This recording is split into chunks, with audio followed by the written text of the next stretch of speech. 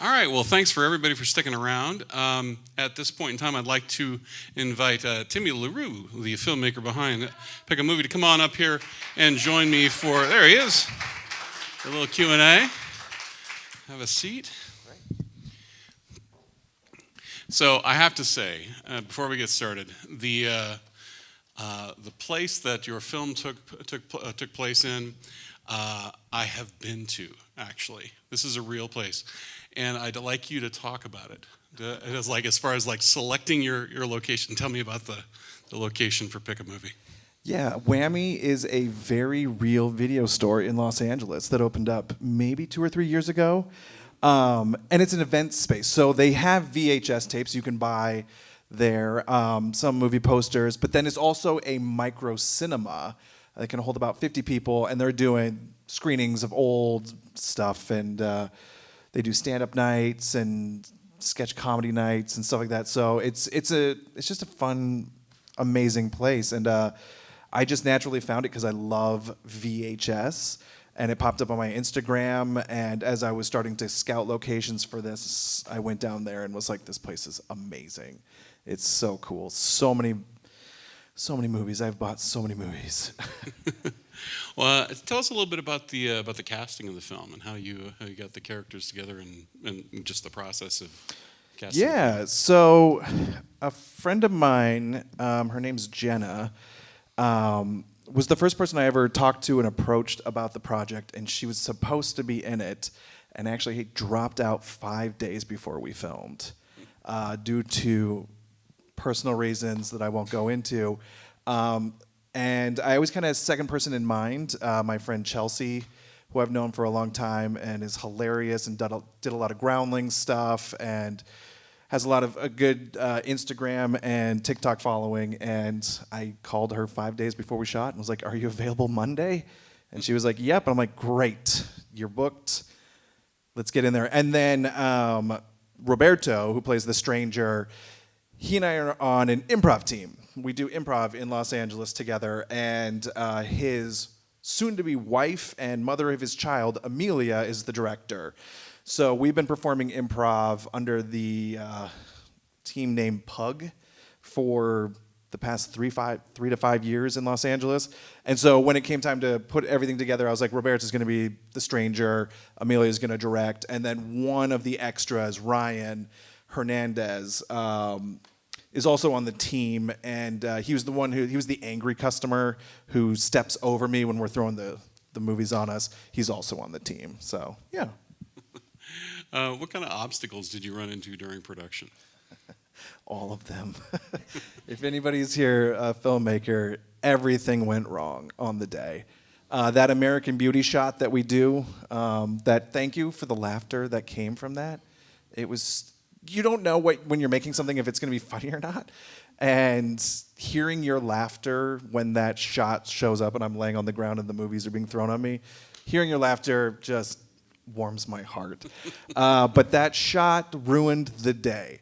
It took, setting up that camera and setting up everything took 3.5, 4 hours when it was supposed to take 15 minutes. So we were immediately behind schedule. We immediately threw out the schedule for the day, and we're literally just like, okay, put the camera there, point and shoot. Great, we got it. Put the camera here, point and shoot. We got it. And also a testament to Chelsea and her amazing ability to memorize and come in and just be a professional.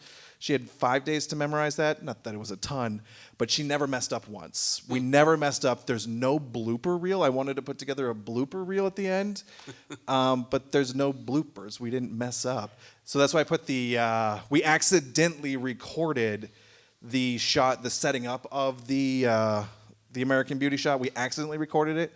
So then I was like, I'm just going to put that at the end, also to let the music play out that a friend of mine wrote. So I was like, that'll all kind of come together and be what it is. So, yeah. So, are you working on anything new? So, first of all, I did put this on VHS. This now exists on VHS. I'm not working on another feature or short. Why I made this was I'm an actor in Los Angeles. I've been out there for 16 years. I do a lot of commercials It's great. It sort of pays. But I didn't have a theatrical agent, and I needed something to showcase myself in order to get a theatrical agent so I can start doing film and TV. And that happened. I got a theatrical agent, and I had a CBS pilot audition 2 weeks ago. So I haven't heard back, but I don't care. It doesn't matter why I made this, and its point, beyond just being fun to make and do, served its purpose. So what comes next? Hopefully a booking in a TV show or a movie. Yeah, and probably making something new. Something again, because it was really fun. Are there any questions for Timmy? Yeah.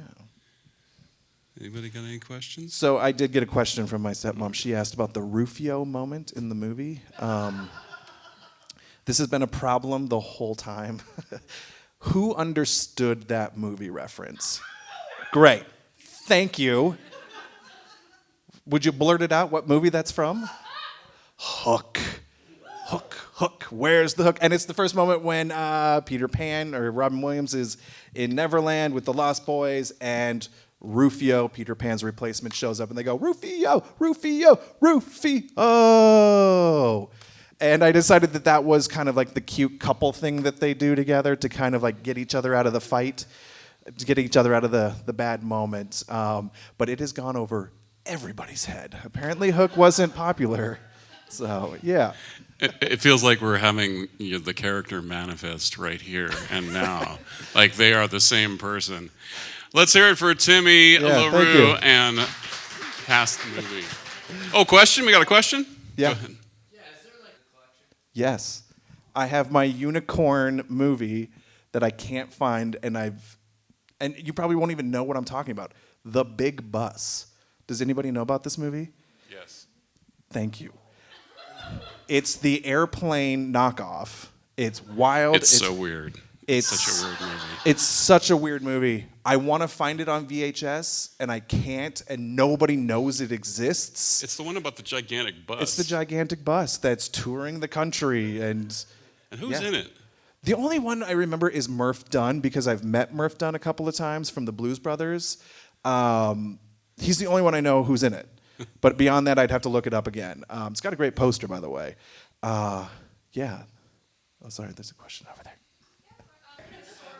Oddly enough, my 4-year-old nephew, or 5-year-old nephew has seen it, and he loved it. But no, my first AD, her name was Georgia. She's 22, 23. And she's actually a VHS collector. That's partially some of the reason this happened. We're good friends and started collecting. But a lot of the references did go over her head. And she was just like, what are you guys talking about? It's like, well, watch the movie. Did that kind of answer your question? Yeah, well, they talk to younger kids and the idea of going to the experience of going to Right. picking out movies is so foreign to them. I know. It's such a forgotten thing. And I mean, in Los Angeles, it's sort of coming back. There are tons of video stores now. There's 7 or 8. I guess that's not tons. But it's a good amount. But yeah, that going to the video store on Friday nights. I worked at Crazy Mike's Video. Did Billings have a Crazy Mike's Video?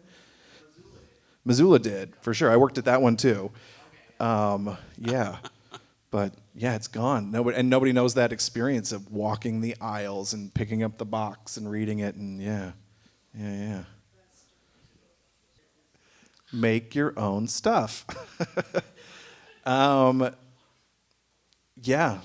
Just hit me up. I'll tell you everything you need to know, what classes, who to get headshots from, what agencies to submit to. But make your own stuff, because as I've made this and done this, more work has come from this than before.